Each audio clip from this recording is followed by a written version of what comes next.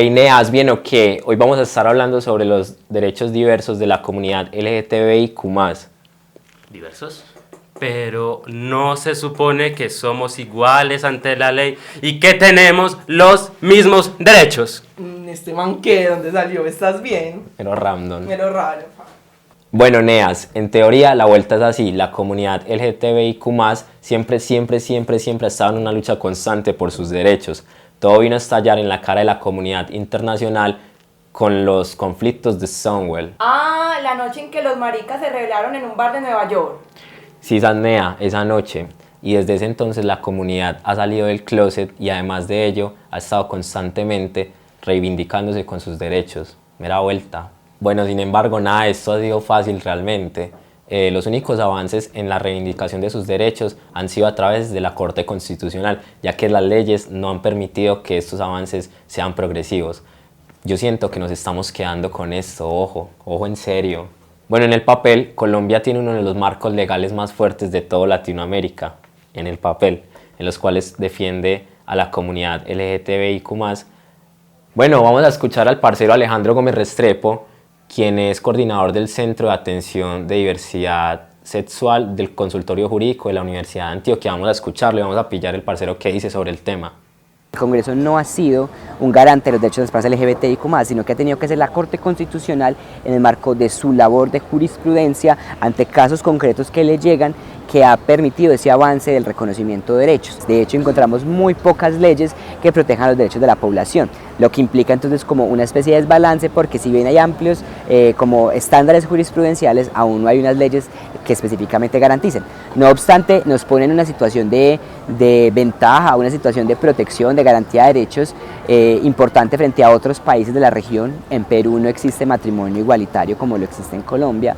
En Venezuela las personas trans no pueden modificar su documento de identidad como se puede en Colombia, y así podríamos seguir enunciando países en los que las garantías no son las mismas. Entonces Colombia, digamos que es de avanzada en términos del reconocimiento jurídico, el reconocimiento de sus derechos, pero no ha sido de una manera pacífica, no ha sido porque el Congreso haya querido hacerlo, sino que ha sido a través de la Corte Constitucional y también ha sido por el trabajo de las organizaciones sociales. Bueno, según estudios, resulta que apenas en 1980 en Colombia se despenalizó las relaciones homosexuales y en 1990 la OMS desclasificó el homosexualismo como una enfermedad mental. O sea, Nea, háganme esa, ¿cómo putas va a ser una enfermedad mental? Y bueno, no, estos son claros ejemplos del conservacionismo que aún hay en el mundo y en las ciudades. Bueno, a pesar de que estos logros se dieron hace ya más de 40 años, la gente hoy en día, los ciudadanos, no han querido avanzar, no han querido ver las cosas de una forma totalmente diferente. Mera vuelta. En la siguiente entrevista vamos a hablar con Harley Córdoba, quien es el codirector de la Alianza Social LGTBI de Antioquia. Él nos va a explicar un poco más del tema para que todos nos pillemos y aprendamos más sobre esto. Si nos vamos a los datos, pues se sigue asesinando mujeres trans, sigue habiendo población LGBTIQ más desplazada, siguen siendo violentados y agredidos físicamente en el espacio público, se les limita sus manifestaciones de afecto y pues en muchos casos pues muchos liderazgos LGBTIQ más pues terminan siendo asesinados en el marco del conflicto, en un sinnúmero pues, de dinámicas de violencia que tiene nuestro país. Entonces, estamos en la gran tarea de cómo relacionar esa normatividad que está escrita en las realidades de vida de nuestra población. En materia de derechos, ellos, ellas y ellas hicieron un avance muy importante a través de ciertos artículos. El primero sería el número 1, el artículo número 13 y el artículo número 16. A través de esto se han logrado algunos reconocimientos importantes y también polémicos. Uno de ellos ha sido la adopción por parte de parejas LGTBIQ+ de niños. Esto se dio desde el año 2015.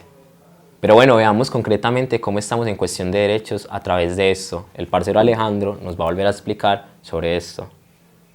A partir, sobre todo en clave de los derechos que se relacionan con la familia, matrimonio, adopción, derechos pensionales y todo lo demás, se empezó a dar una línea jurisprudencial de avanzada de reconocimiento de derechos del 2007. Y esto condujo entonces a que hoy, desde el 2016, las parejas LGBTIQ+, pero particularmente pues parejas homosexuales, puedan casarse, puedan realizar el matrimonio. Y también, digamos, la adopción desde 2015. Eso dice el papel. Ahora, en la práctica sucede. Respecto al matrimonio, hay notarías que aún se niegan a hacerlo, pero hay ciertas notarías aliadas. La sentencia T063 de 2015 establece la protección de las personas trans a la modificación de sus documentos de identidad para que el denominado componente sexo se pueda modificar. Este componente sexo está mal enunciado porque al ser un documento de identidad debería llamarse género, dado que el sexo se refiere a una cuestión biológica, es decir, a una cuestión de los cuerpos, de los órganos sexuales reproductivos que tienen los cuerpos, mientras que el género se refiere a las construcciones culturales acerca de qué es lo masculino y qué es lo femenino y que abre margen a la identidad. Entonces, desde allí las personas trans pueden modificar su documento de identidad, pero solamente pueden modificar su nombre, su foto y su componente sexo de masculino a femenino. Ahora, en el acceso a derechos a la salud, la Corte Constitucional también ha tenido una jurisprudencia amplia en el reconocimiento de los derechos de las personas trans.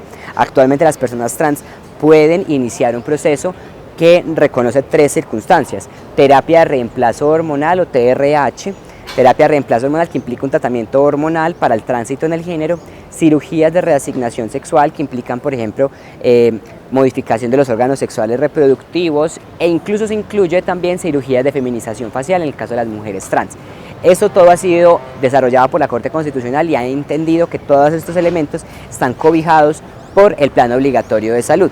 Movimientos y colectivos de la comunidad también están súper contentos por la llegada de este nuevo gobierno, ya que van a exigir leyes que garanticen y que protejan la diversidad de género y la diversidad sexual de su misma comunidad. Esperemos que todo salga muy bien en este gobierno y que ellos puedan tener esa garantía. Harley Córdoba va a explicar la importancia de que el nuevo gobierno dé cumplimiento de la política pública que se ordenó desde 2011 por la Corte Constitucional. Terminamos un gobierno Iván Duque que pues dejó quieta la política pública, no la quiso financiar, y en cabeza de esta pues puso un pastor cristiano como cuota política del partido Mira, y pues que alrededor de esta no se pudo trabajar en los últimos 4 años, sino ha sido por varias acciones judiciales que el grupo GAT y la Red Popular Trans en Bogotá pues lograron articular. Pero sí hay grandes expectativas con el gobierno de Gustavo Petro, en el entendido de que pues es un gobierno pues que tradicionalmente desde sus luchas políticas ha estado acogido por la diversidad sexual. Esperemos a ver también cómo luce el nuevo Congreso con la agenda legislativa sobre temas LGTBI, sí o qué, hay que esperar cómo se resuelve eso.